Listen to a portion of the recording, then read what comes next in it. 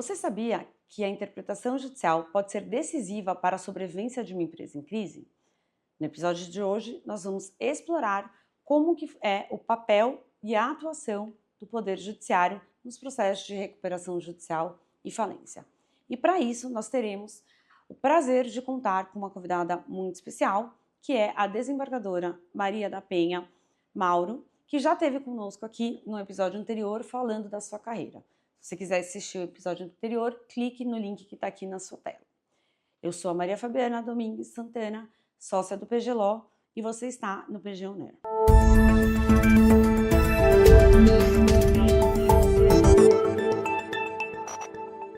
Hoje, a nossa convidada especial é a desembargadora Maria da Penha Nobre Mauro, desembargadora da 9ª Câmara de Direito Público do Tribunal de Justiça do Rio de Janeiro. E, se você não viu o episódio anterior, ela já deu um spoiler que ela está mudando para uma Câmara de Direito Privado. Ela já vai migrar para uma Câmara de Direito Privado. Então, doutora Maria da Penha, muito obrigada de novo pela senhora estar aqui. E hoje, né, para falar do nosso assunto, agora não tanto o seu, mas que já foi de um grande período aí, que é o direito concursal, o direito falimentar. Doutora Maria Fabiana, muito obrigada pela oportunidade de estar aqui de novo, podendo trocar aqui algumas ideias, né, com a senhora, enfim, trocar um conhecimento, porque a senhora também é uma profissional que eu admiro, que me agrega muito. E falar de direito concursal, direito falimentar, é um xodó para mim, né, porque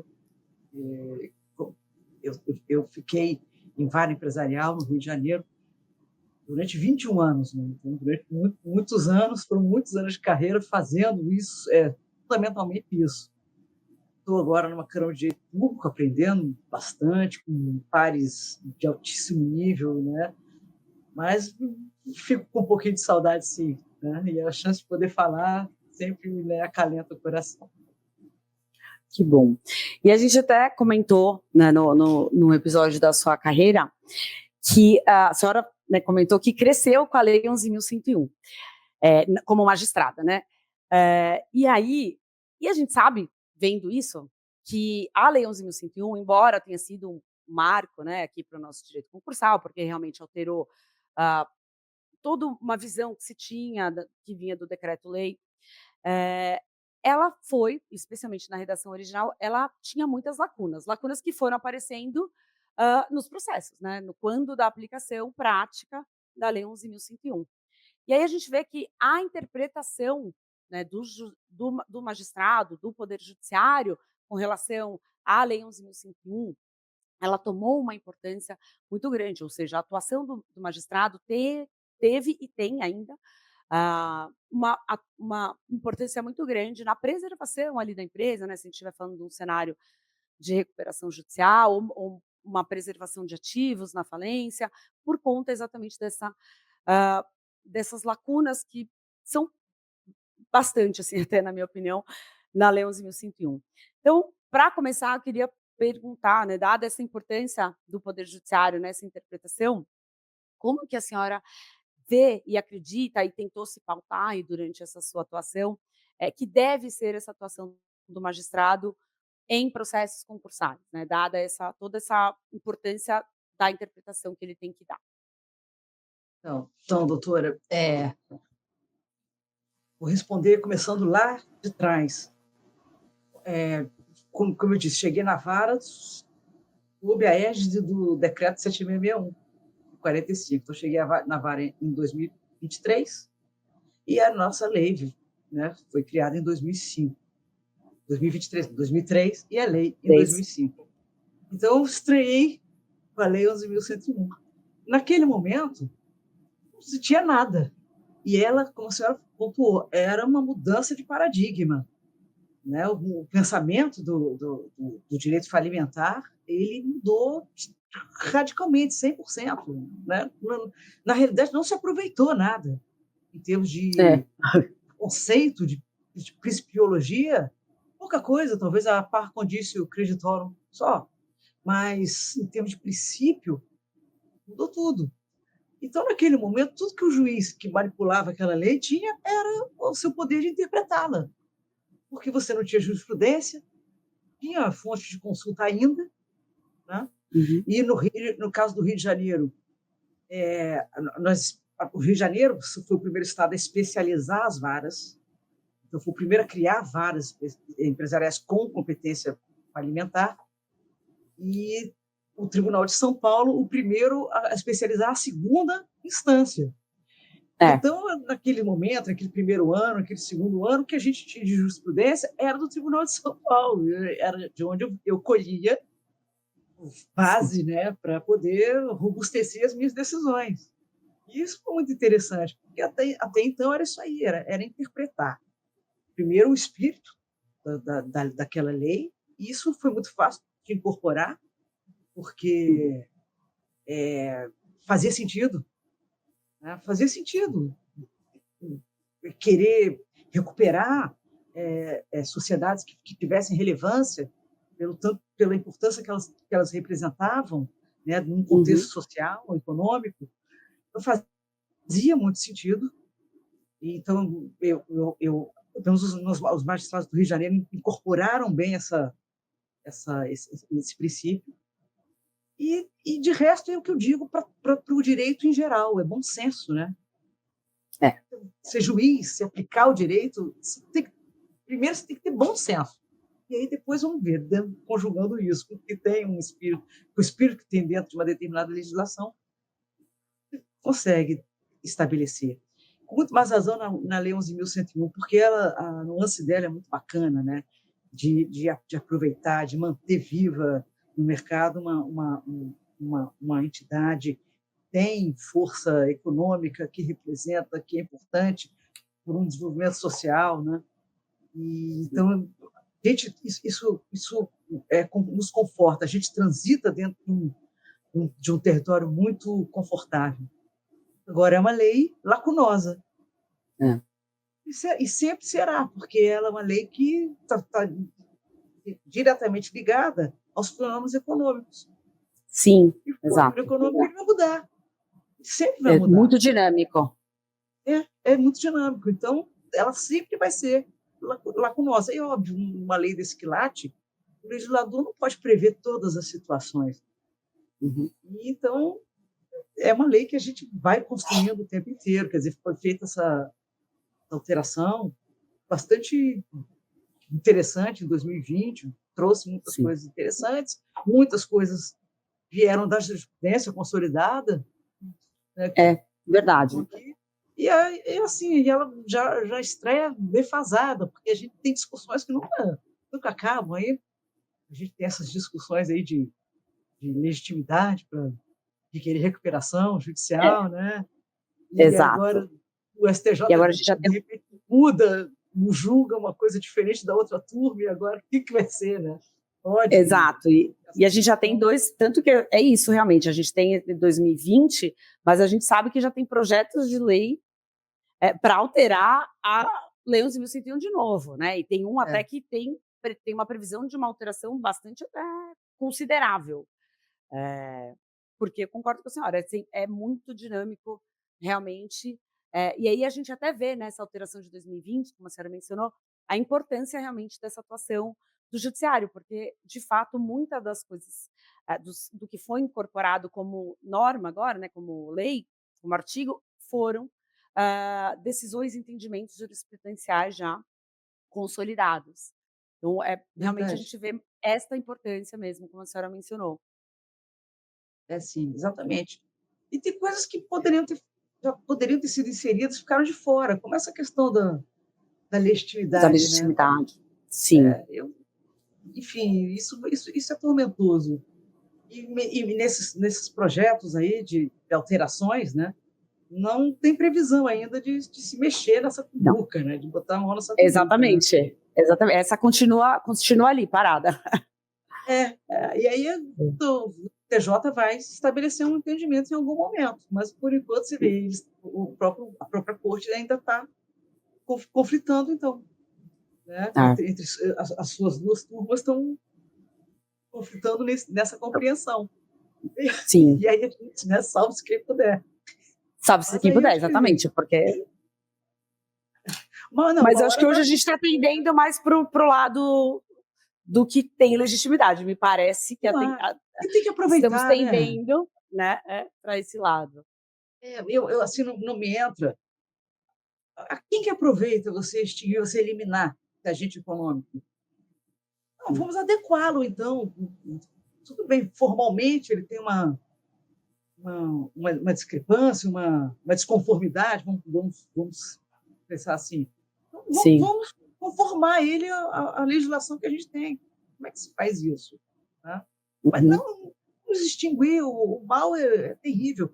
Eu vou citar como exemplo, doutora, não sei se eu posso. Pode, claro. Um dos processos da Quinta Vara é o processo da Bloch Editores. A Tá. maior parte desse processo ficou na comarca do Rio de Janeiro, e em São Paulo tramita a falência da Manchete. Sim. Em alguns momentos elas se entrelaçaram, né? Houve ali conflitos, etc. e tal, mas a grande parte do seu patrimônio maior do grupo é do Rio de Janeiro, e é um processo da Quinta Vara, que eu era.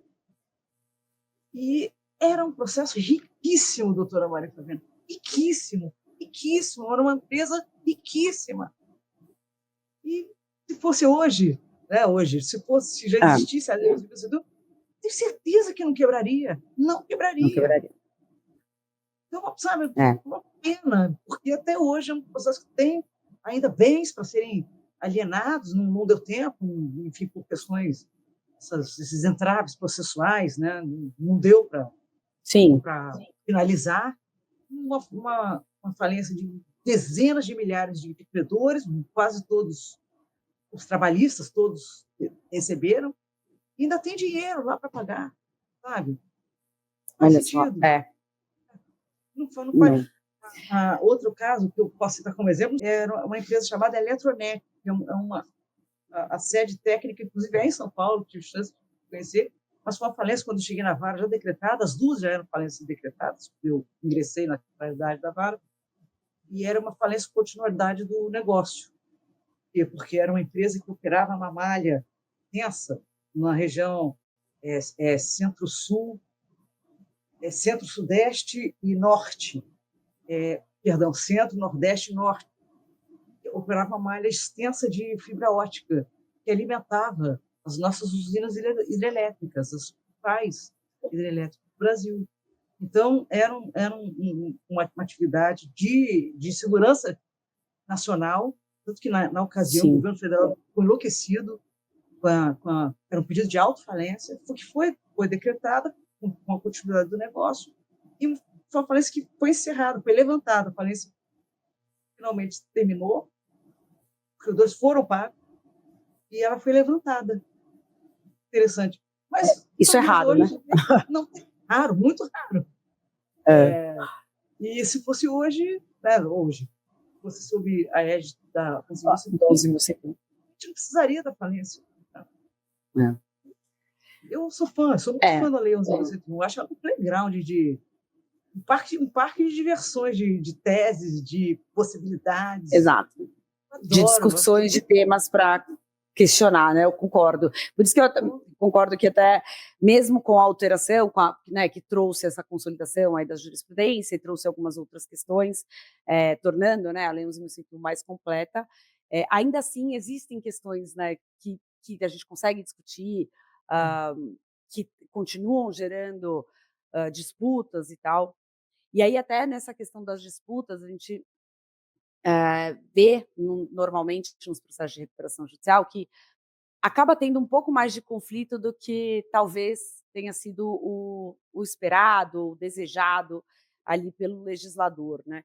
Então, e aí o papel do magistrado, um dos papéis do magistrado também, além, claro, de garantir ali a lisura do procedimento e tal, acho que é também, né, manter um certo equilíbrio, né, entre o que é realmente o direito ou o benefício de se manter aquela empresa, aquela sociedade, e o direito dos credores, né? Que eu acho que esse é um ponto desafiador para os magistrados também, né? O que a senhora acha? A senhora tocou num ponto crucial, certamente um dos maiores desafios do magistrado é sopesar esse equilíbrio, né, entre o interesse do credor e o interesse do devedor. Lógico que a gente tem a ordem do dia, a orientação é fazer todo o possível dentro da legalidade para que essa empresa ela se recupere, mas não à custa de um sacrifício desnecessário do credor, porque o credor ele também tem conta para pagar. Né? Isso é uma coisa que eu sempre disse. Ele também é o credor. Ele também é empresário. É devedor de alguém. É devedor de alguém. Ele também tem a conta dele para pagar os empregados dele, para remunerar, né, os impostos que ele precisa recolher. Então, sim, realmente tem que olhar para os dois lados da moeda. E é difícil, é super difícil. E a gente viu muito essa dificuldade durante a pandemia. Vieram aquela enxurrada de pedidos de suspensão de cumprimento de plano. É verdade. Que era um pedido justificado. Caramba, e o credor ali do outro lado também tem que operar precisando receber aquele mínimo.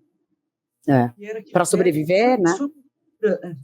Isso foi assim, quando a senhora, não sei se esse foi um dos momentos mais sensíveis, eu acho, dentro do direito falimentar. Para mim, foi o momento da pandemia.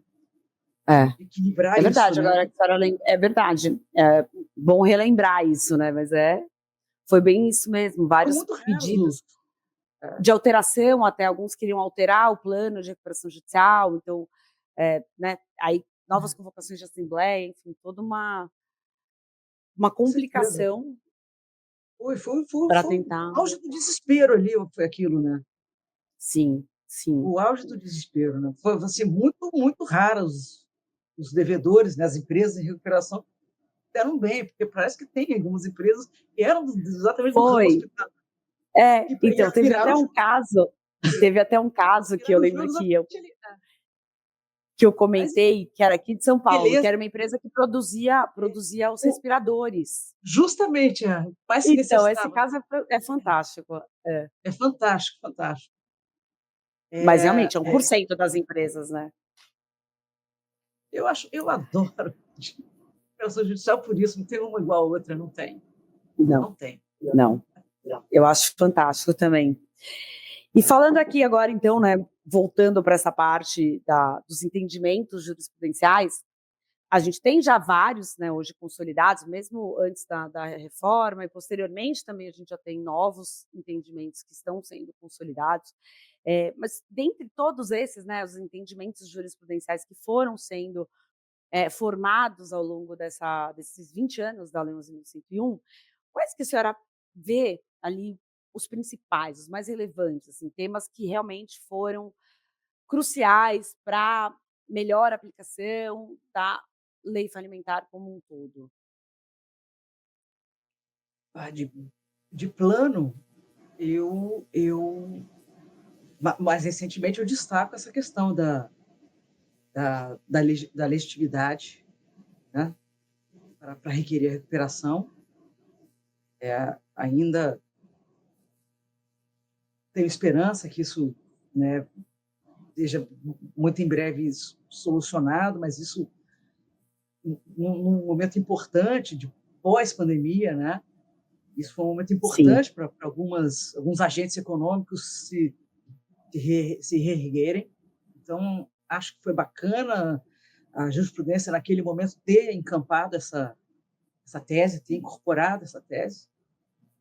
E a questão da quitação da dívida tributária e da possibilidade, né, de execução dessas dívidas durante o processo de recuperação judicial, que a jurisprudência agiu super bem, foi definitiva para atrair para o juízo recuperacional a possibilidade de tratar desses interesses, da conveniência desses interesses, e aí sim orientar essas execuções, que, lógico, conseguiram, como teriam que ser. E o momento em que a gente não tinha legislação para parcelamento, para pagamento, né, para quitação dessa dívida tributária, né, a legislação que tinha não atendia, era inexequível para o devedor, e a jurisprudência tem tido a sensibilidade de entender que, se não viesse alguma coisa mais efetiva, isso não poderia ser um obstáculo para a concessão da recuperação judicial, né? Eu acho Sim, que foi fantástico. E lá atrás, voltando no tempo, muito a questão da universalidade do juízo recuperacional. No momento em que o Superior Tribunal de Justiça firmou a competência do juízo recuperacional para tratar desses interesses. Então, a questão da dívida tributária, né, sim. sendo aperfeiçoada, e em relação às dívidas trabalhistas, execuções trabalhistas, desde lá de trás o STJ já disse, ó, não executa nada, quem tem que definir isso é o juízo recuperacional. Isso foi importante, eu me lembro, no processo da Casa e Vídeo, acho até que foi no processo da Casa e Vídeo que o STJ julgou e firmou o entendimento. Esse entendimento. Esse processo é bem paradigmático também, né? E foi exatamente naquele momento. Então, para mim, os momentos marcantes da jurisprudência foram esses. Eu acho que precisa ainda, eu posso dizer, não sei. Eu ia até perguntar, eu acho que eu sei o que a senhora vai falar. O que precisa ser consolidado, é isso? Então, era a minha pergunta seguinte: o que a senhora vê que ainda precisa ser consolidado, né? Tem todas essas matérias que já foram, mas o que ainda falta? Além, a senhora já falou da legitimidade, mas não sei se de repente além dessa, ou a senhora quer explorar um pouco mais essa mesmo? Eu acho que ainda falta tratar da questão da essencialidade do bem. Também. Dentro da recuperação judicial. Porque, tá ok, já está sinalizado, mas a definição do que seria um bem essencial ao negócio do devedor, isso está muito flutuante, né? Eu não sei se isso é bom, porque, olha, não tem uma coisa tão rígida, então o juiz pode entender que aquele bem é essencial ou é essencial para aquela empresa, para a natureza daquela atividade, que tem isso também, né? Pode ser um bem que não signifique muito para uma determinada empresa, mas seja o bem fundamental para outra. Sim, né? Então, sim. definir isso, talvez isso dê um conforto para o juiz, não violar um entendimento jurisprudencial. Eu não sei se era uma coisa que talvez a jurisprudência conseguisse até definir, exatamente pela flutuação, né, e dos novos negócios, né, doutora Maria Fabiana? Os novos negócios, né? Sim. Uma empresa totalmente eletrônica, qual é o Como bem que funciona? essencial? Como é que funciona? E na verdade, eu acho que até nesse ponto do bem essencial que a senhora tocou, também me parece que essa discussão do bem ser bem de capital, que é uma coisa que, assim, puxa, talvez não seja realmente, mas é isso que a senhora falou, para aquela determinada atividade, ele não é um bem de capital, mas ele de fato é um bem essencial, né? Não, obviamente não estamos falando de dinheiro, porque dinheiro é sempre essencial e tudo bem. Ele se essencial por natureza. Mas assim, de um bem. Mas assim, como um bem mesmo, até essa semana, se não me engano, veio a decisão, veio uma notícia sobre o despejo, a decretação de despejo do Ítali aqui, né, em São Paulo. Poxa, quem conhece o Ítali sabe que não é uma coisa fácil de você tirar dali e levar para outro lugar. O imóvel é um bem essencial? Via de regra, não, mas assim, para uma indústria, provavelmente. No caso do Ítali, provavelmente. Então, só que não é um bem de capital. Aí eu acho que essa discussão também realmente precisa ainda de um aprofundamento, me parece. Eu acho que ela é das mais tormentosas dentro da recuperação, é essa questão, no meu modo de ver, na minha opinião. Concordo.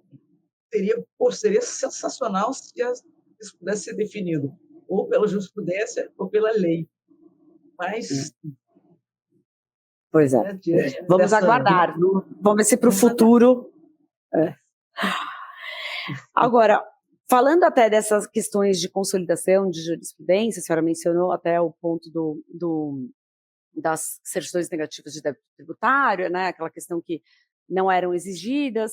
A gente tem sempre uma preocupação, existe sempre uma preocupação, claro, obviamente, do Poder Judiciário, mas de todos os operadores do direito com relação à famosa segurança jurídica. E, por exemplo, neste caso das CNDs, a gente tinha, então, uma jurisprudência consolidada, super consolidada, sobre a não exigência, né, das certidões negativas de débito para a concessão da recuperação judicial. Primeiro, porque antes realmente não tinha o parcelamento, como a senhora mencionou, mas mesmo depois que veio a alteração em 2020, que entrou, né, em vigor também uma alteração lá do parcelamento fiscal, entrou em vigor a transação fiscal. Ainda assim, a gente teve algum período ali de decisões do STJ afastando as exigências da CND. E, de repente, digo eu, né, de repente, num processo, essa orientação mudou. Então, assim, aparentemente, de um dia para o outro, o STJ afastava a exigência e passou a exigir. Disse que, bom, agora a gente tem a lei nova do fiscal, então tem sim que equalizar o passivo fiscal. E sem entrar no mérito de se a decisão é certa ou não, mas mais por uma questão de como que a senhora vê essa questão, essa mudança, né, de um rumo, de uma forma tão drástica, com relação à segurança ou insegurança jurídica do mercado, né? Como que talvez essa mudança de orientação pudesse ser feita para não gerar tanta insegurança? doutora Maria Fabiana, assim, eu acho que fez bastante sentido essa decisão, acho que ela fez bastante sentido. Na medida em que você tem à sua disposição os meios para poder equalizar seu passivo tributário, eu acho que navegar no conforto da jurisprudência que até ali pensa disso, aí já não me parecia muito correto, entendeu? Então, acho que era uma questão de tempo mesmo. Isso, que essa orientação começasse a ser modificada. Eu acho que já era previsível, então não sei se isso atrairia insegurança jurídica, não. Porque a partir do momento que você tem a lei e os mecanismos, né, que são vários, podem não ser perfeitos, Sim. mas eles existem. E aperfeiçoar é só uma questão de pleitear, né? Eu acho que não justifica o devedor também encerra a recuperação com um passivo tributário gigantesco. Tem ao menos ter buscado Tentado. equalizar, requerido. Tem que tentar. Eu acho que se houver o requerimento, se demonstrar que tem a tratativa, eu acho que aí não teria problema de encerrar. Mas, tipo, um dia eu vou fazer, não sei mais se caberia, né? Então, assim, para mim fez algum sentido. Foi realmente da noite para o dia. Foi bem interessante, né? Como a senhora falou. Pegou muita gente de surpresa. Mas acho que, assim, acho que a tendência deve ser isso aí. Não, eu concordo. Na verdade, eu acho que eu esperava essa mudança logo que a lei foi alterada em 2020 e entrou em vigor, né? Porque aí entrou em vigor, ainda demorou um pouquinho para o STJ realmente ter essa mudança de entendimento.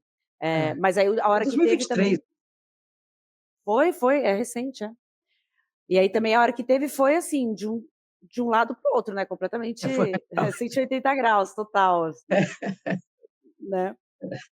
Sim, sim. E ainda outra, pensando aqui, né? A gente falou, vamos ver para o futuro. Como que a senhora vê o desenvolvimento aí da Lei 11.101? Tem o projeto de lei, não só o 3 de 2024, agora tem um outro que também está um pouco mais falado, que trata de umas exigências para o administrador procurar PIX do credor, que não aparece, que é o projeto, acho que 8 de 2025, 8 de 2024, algo assim. Mas o que a senhora vê, assim, perspectivas para o futuro, né? Talvez essas alterações, algumas devam ser implementadas ou não, ou qualquer outra perspectiva, o que a senhora esperaria que mudasse, para a gente sempre aqui pensando na melhora, né, da nossa lei. Doutora, sobre o projeto de lei 3, eu não sei parte que a senhora gostaria que eu comentasse, porque eu tenho bastante restrição a algumas coisas que tem ali, bastante, né, parecem desnecessariamente polêmicas e necessárias, de fato. Sim. Não sei por que. Mas talvez alguma previsão dele, ou que não seja de nenhum PL, né? Que seja algo que seria interessante, que seria uma perspectiva para o futuro. Esse, por exemplo, no projeto, e ali o plano de falência. Sim. Não é uma ideia ruim, é uma ideia interessante, não do jeito que está colocado ali, enfim. Na realidade, o magistrado, como está sugerido, o magistrado é um mero espectador. Eu acho que não pode ser, porque acho que o poder de definir se há legalidade ou se não há legalidade nisso pode ser subtraído do Poder Judiciário. E ali fica todo como está a critério de comitê de credores, de assembleia de credores, de gestores. Não acho legal, mas assim, o conceito ele é interessante, porque organiza o processo falimentar, né? Ele organiza o processo de falência. E pode ser. Agora, na prática, talvez ele nem seja execuível, porque é difícil você definir a conveniência de, por exemplo, alienar certo patrimônio em um determinado momento da para frente. Né? É um pouco mais difícil. Ou mesmo definir um prazo é bastante difícil, né? A gente enfim, numa falência, geralmente é muito complicado. Pelo amor de Deus. Não dá. Quero crer que isso não vai passar, não é possível. Eu também. Mas eu, por exemplo, uma questão que eu achei interessante, Silência, nesse PL especificamente, mas assim, poderia estar em outra, mas é uma perspectiva, sobre a questão de, até certo ponto, limitar um pouco a segunda recuperação judicial para que os créditos que já tenham sido novados não tenham que ser novados de novo. Então, aquele credor que já recebeu um deságio vai receber o deságio do deságio. Talvez isso seja uma coisa para a gente pensar, né, como uma perspectiva. Não sei se daquela redação, nem me lembro exatamente como que está na redação do PL, mas porque isso é uma coisa que gerou também bastante discussão, né? Essa questão da segunda recuperação. Puxa, mas eu já sofri um deságio lá atrás. Você massacra muito, né, o credor. Né? Exato. Eu acho que isso aí é que gera insegurança jurídica. Exato. Aí é uma coisa capaz de atrair insegurança jurídica para o procedimento. É um procedimento que, poxa, funciona muito bem. Sim. Funciona. A estrutura que já existe, ela é muito boa. E é lógico, os processos sempre tem uma criação, né, uma nova ideia que é trazida para os processos e acabam sendo incorporadas para outros, etc. Sim. Então, ali eu tenho algumas restrições ali às ideias propostas. Sim. Mas a senhora até falou... Pode falar. O direito eletrônico, doutora Maria Fabiana. É verdade, esse realmente... No mundo digital.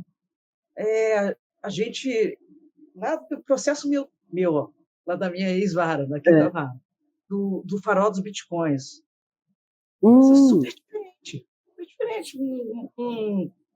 Uma empresa, teoricamente bilionária, mas cadê tokens, né?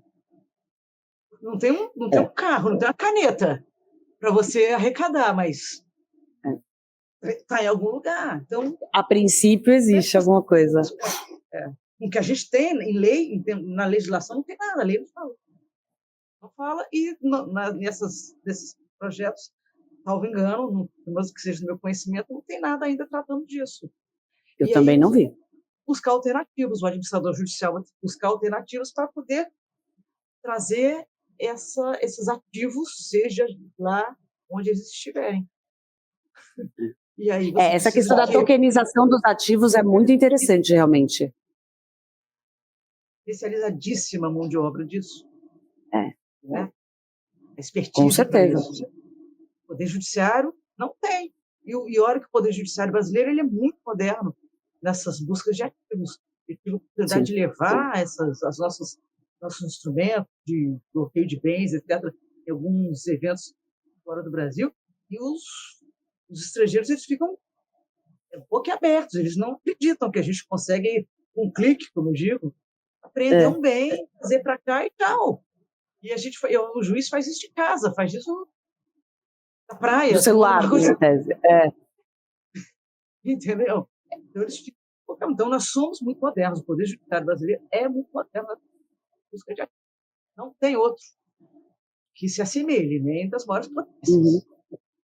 Estados sim. Unidos, não tem.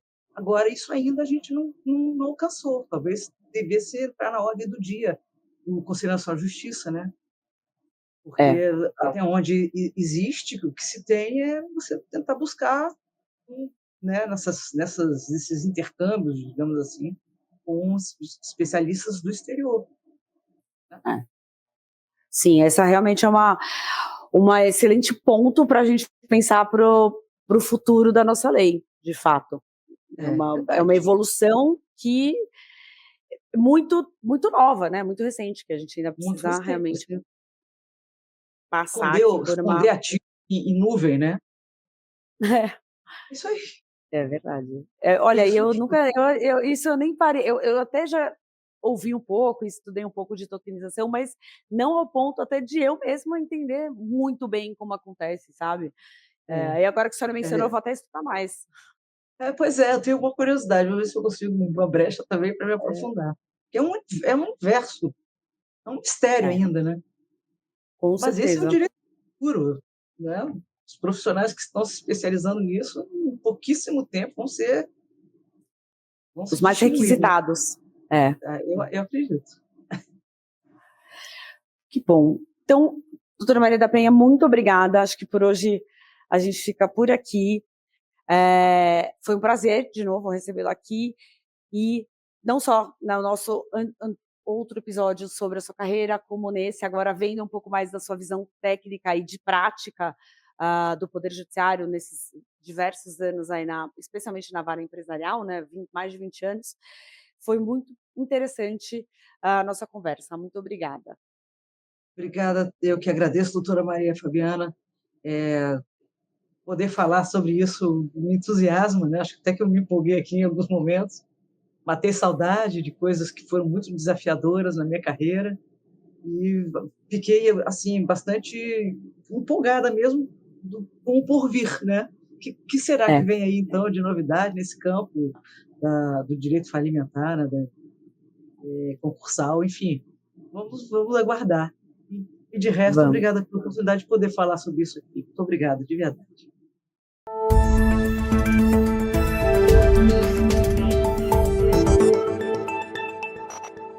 Se você quiser ficar por dentro de várias notícias das mais diversas áreas do direito, não deixe de nos seguir aqui nas redes sociais e ativar as notificações. E se tiver alguma dúvida, comentário ou sugestão, deixe aqui no local dos comentários que nós vamos entrar em contato com você. Muito obrigada a todos, até semana que vem, um abraço.